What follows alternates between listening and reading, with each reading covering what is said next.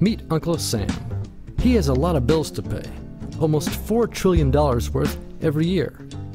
Uncle Sam's income is a little over $2 trillion per year. To make up the difference, the deficit, he does what most Americans do. He borrows money. When Uncle Sam takes out a loan, he calls it a bond. Bonds can be held by banks, investors, or even foreign governments. Uncle Sam has to promise to pay interest on these bonds, just as you do on any loan you take out. Ever consider paying your mortgage with your credit card? That's exactly what Uncle Sam does. He takes out new loans, new bonds, so that he can make payments on the old ones. All those loans and all that interest adds up.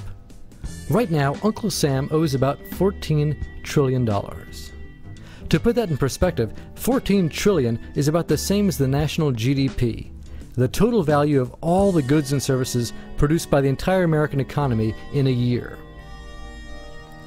It's such a huge amount of money that Uncle Sam is starting to run out of people to borrow from, and he's having trouble just paying the interest on his loans. Historically, Uncle Sam's income has come from taxes.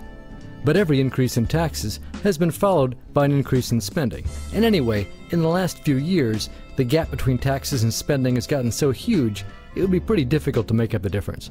So raising taxes is not a very appealing option. By the way, the majority of tax revenue comes from Social Security and individual income tax. The little yellow bits on this graph show the amount that corporate income tax contributes. Remember that the next time Uncle Sam's friends in the business community tell you that you should pay more taxes, but that they shouldn't. Anyway, Uncle Sam has one more way to make money. Just make it. He can place a phone call to the Federal Reserve, which is our central bank, and like magic, money is created and deposited in banks all around America.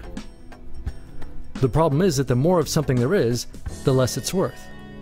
Same goes for the US dollar. The more dollars there are, the less each one will buy. That's why commodities like gasoline, food, and gold become more expensive when Uncle Sam does his money-making magic. The commodities aren't really worth more, your money is just worth less. That's called inflation. Remember the foreign governments that lent money to Uncle Sam? When they lent money to the American government, something interesting happened. It made the US look richer and their countries look poorer. When another country looks poor and America looks rich, $1 of our money buys a lot of their money. So they can pay their workers only a few pennies a day. With such low labor costs, they can sell their products in America for lower prices than any American manufacturer can. The easiest way for American companies to compete becomes to move their factories overseas and pay their foreign workers a few pennies a day too. This causes a recession. Americans lose their jobs, stop paying taxes, and start collecting federal benefits like Medicaid and unemployment. This means that Uncle Sam has even less income and even more expenses. At the same time, the people who still have jobs are desperate to keep them, so they tend to do more work but not to get paid anymore. When your dollars are worth less and you're not earning more of them, that's called stagflation. And this is why Uncle Sam is in a catch-22. He can't raise taxes or cut spending without making the recession worse. And he can't have the Federal Reserve create more money without making inflation worse. For now, he can keep borrowing money, but since he can't even pay the interest on the loans he already has, it just makes the eventual bankruptcy even worse. Whether in 2 months or 2 years, the day will inevitably come when Uncle Sam can no longer pay his bills.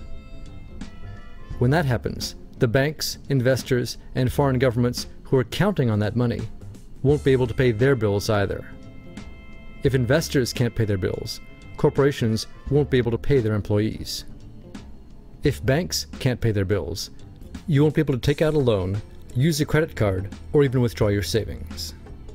If foreign governments can't pay their bills, their own banks and corporations will have the same problems. That's called a global economic collapse, and it's really scary.